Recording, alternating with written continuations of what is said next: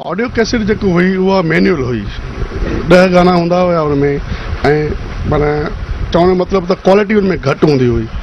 ऐं हाणे डिजिटल दौर थी वियो आहे, नेक्स्ट वारो रिमोट वारो दौर थी वियो आहे।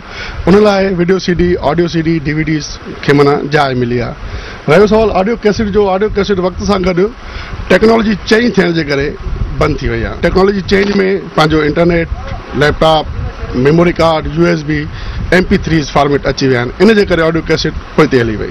DVDs में 2-3 शयूं इंक्लूड आहिनि। वीडियो CDs में 10 गाना हूंदा, जीअं तव्हां चयो, रेट उनजो 50 रुपए 60 रुपए हूंदो हुयो। DVDs में 100 गाना। इन जा सुठा असर इन सेंस में आहिनि, ॿार अगरि आहिनि नंढा त कार्टून था ॾिसनि, अगरि जवान आहिनि त फिल्मूं था ॾिसनि, ॿुढा आहिनि त गाना था ॿुधनि, इंटरटेनमेंट उनखे मिले थो पियो। DVD में हाणे लेटेस्ट जेको फॉर्मेट आयो आहे उहो कहिड़ो आयो आहे, हिन में केतिरियूं फिल्मूं? हाँ, जेको लेटेस्ट फॉर्मेट आयो उनमें त 30 फिल्मूं बि आहिनि।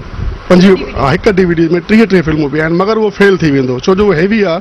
असांजे जेके हिते DVD प्लेयर आहिनि उहे अक्सरियत सां माण्हू वटि जेके न चाइना जा आहिनि, उनमें उहो लोड नथा खणनि। इन जे लाइ मां सम्झां थो त उहो फेल थी वेंदो। बाक़ी 3-in-1, 4-in-1, 5-in-1 उहो हलंदो।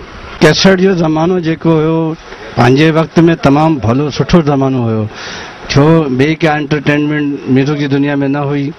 हाणे जीअं दौर चेंज थिए थो, डिजिटल दौर अचे थो, थी वियो आहे। हिन में जेको आहे ऑडियो CD अची वई आहे, हुन सां गॾु यानी कि ऑडियो CD खे यानी कि जीअं ऑडियो कैसेट पोइ वई, पोइ ऑडियो CD बि हाणे पोइ हली वई आहे।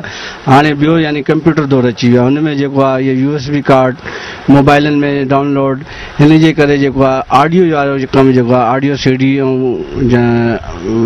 ऑडियो कैसेट ॿई यानी कि जेको आहे हाणे ख़तमु थी, जंहिंजे करे यानी कि अॼुकल्ह जेको आहे कार्ड हले थो।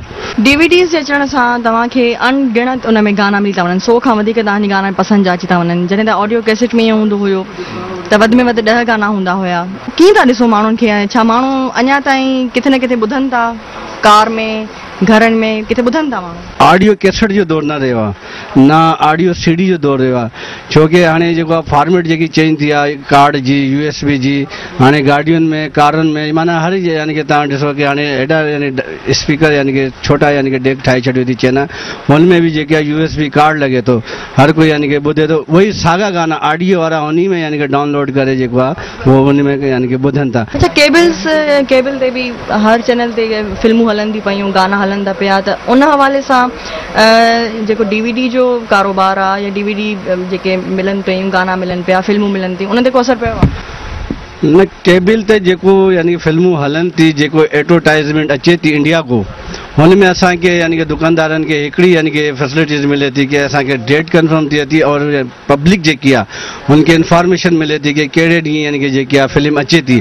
ऐं बाक़ी अचण खां पोइ जेकी केबल ते जेकी फिल्म हलाइनि था, केबल वारा जेका आहिनि, हुन में जेको आहे असांखे लॉस आहे, छो जेकी शइ असां यानी कि ख़रीद करे यानी कि विकिणूं था, उहो असांजी नथी विकिणे। DVDs मार्केट में अची वियूं आहिनि, हिकु CD में 50 गाना, हिकु DVD में 3 फिल्मूं, 5 फिल्मूं। कीअं था ॾिसो त इन्हनि जी वजह सां जेको ऑडियो कैसेट जो कारोबार आहे कीअं पियो हले? असल में ऑडियो कैसेट जेकी तबाह थियो मेन सबबु आहे नी मेमोरी कार्ड, मोबाइल फ़ोन ऐं सिम कार्ड।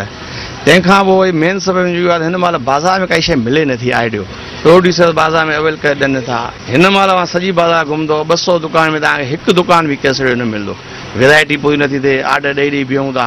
पर DVD में उहो रिज़ल्ट न आहे। 100 गानो ईंदो, 200 गानो ईंदो, 4 MB जी कैसेट हूंदी आहे, GB जी, ऐं हुन में 200 गानो, 150 गानो म्यार न थियो आहे। असांजो शॉपकीपर 90% चेंज थी वियो आहे मोबाइल ते, बाक़ी बचियो आहे 10%।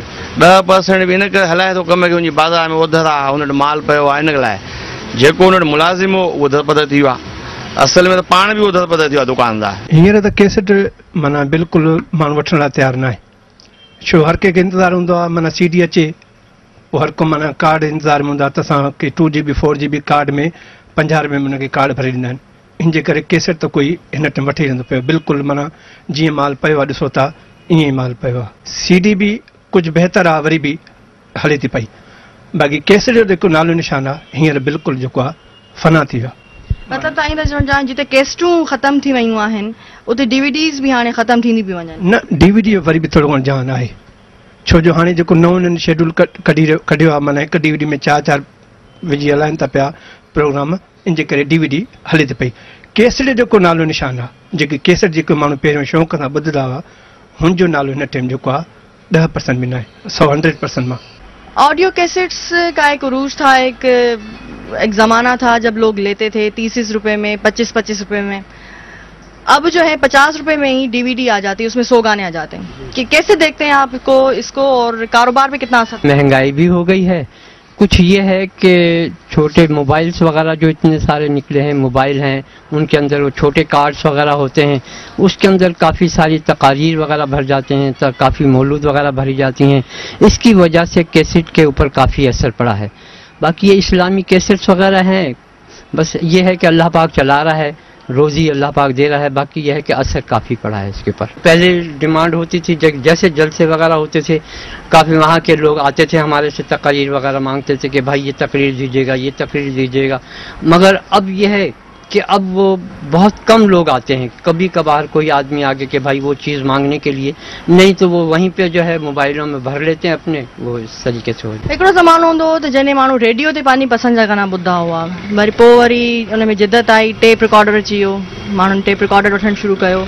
पहिरां घणी हुई, हाणे घटि थी वई आहे, छो त पहिरां DVD ऐं LCD टाइप जेके हुया उहे न हुया, हाणे अची विया आहिनि। त हाणे मोबाइलनि में बि माना आम थी वियो आहे त जेका 10 रुपए में बि माना जेके 20-10 गाना भरे ॾियनि था कंप्यूटर वारा, त उहो माना फैसिलिटी उन्हनि खे मोबाइल में जॾहिं मिले थी, इंटरनेट हले थो मोबाइल में, त पोइ माना TV जो रुझान घटि थी वियो आहे। हाणे जेको टेप रिकॉर्डर आहे उन जे विकिरे में केतिरी घटिताई आई आहे? तक़रीबन काफ़ी लो थी वियो आहे। बिल्कुलु माना ईअं सम्झ कस्टमर आहे कान्हे टेप रिकॉर्डर जो। बिल्कुलु माना जेको गाॾियुनि में हलनि था त कार टेप वग़ैरह उहो माना हिकिड़ो न हलण जे बराबरि आहिनि। बाक़ी हलण में त बाक़ी CD, DVD, MP3, USB जो माना हिकिड़ो रुझान थी वियो आहे। टीवियुनि जो कुझु हले थो अञा, बाक़ी LCDनि में कुझु अञा मथे माना मार्केट वधे थी, पर LCD में पाकिस्तान खे इहा करणु खपे त सुठियूं कंपनियूं हिते पाकिस्तान में खणी अचनि न। टेप रिकॉर्डर तमामु घटिजी विया आहिनि, तमामु बिल्कुलु जीअं न हलण जी माना जॻह थी वेंदी आहे, ईअं थी विया आहिनि। हर शइ में हाणे MP3 system, card system, USB system थी वियो आहे, टीवियुनि जी हद ताईं बि। त हर माण्हू माना उहो ई वठे थो। गाॾियुनि जूं टेपूं थोरी घणी हलंदियूं, उन में बि हाणे माना इहो मेमोरी कार्ड सिस्टम अची वियो आहे। MP3 में हज़ार गानो अची थो वञे, कैसेट केरु संभालींदो? जेब में पई आहे, जिथे वणे थो माण्हू पंहिंजी मर्ज़ी जी हलाए। असां पुराणा ॿुधंदड़ माना ऑडियो जा हुयासीं, जीअं उस्ताद मोहम्मद यूसुफ हुयो, उस्ताद मंज़ूर अली ख़ान हुयो, या ॿिया अहिड़ा जेके बि हुया माना ॻाइण वारा। हाणे असांजे लाइ मुश्किल इहा ई थी वई आहे त उहे जेके आहिनि CD में अची वियूं आहिनि, या हिकिड़ी मोबाइल असां धारे छॾी आहे, उन में जेको आहे न, उन मोबाइल में जेके इहे गाना ॿुधी था सघूं। बाक़ी जेको आहे त ॾींहों ॾींहों जेको आहे त माशाल्लाह DVD वग़ैरह थिए थी, ऑडियो त नाओ निशान ई हिन मां मार्केट मां गुम थी वियो आहे। नाज़िन, ऑडियो कैसेट्स जे मालिकनि, दुकानदारनि ऐं DVDs जे दुकानदारनि ऐं उन खां पोइ मोबाइल फ़ोन्स जे दुकानदारनि जी ॻाल्हि ॿोल अव्हां ॿुधी, जिन जो इहो चवणु हो त जॾहिं ऑडियो कैसेट आई त माण्हू तमामु घणा ख़ुशी सां वठंदा हुया। उन खां पोइ DVDs आयूं त माण्हुनि DVDs वठणु शुरू कयूं, जॾहिं उहे ई शइ हाणे वधीक घटि अघ में मिले थी। यानी 50 रुपए में तव्हां 1000 गाना या 4 MB जेके आहिनि उहे भराए सघो था, त पोइ DVD छो ख़रीद कजे। कैमरामैन सईद भयो सां गॾु नौमिता गुल, KTN न्यूज़, सखर।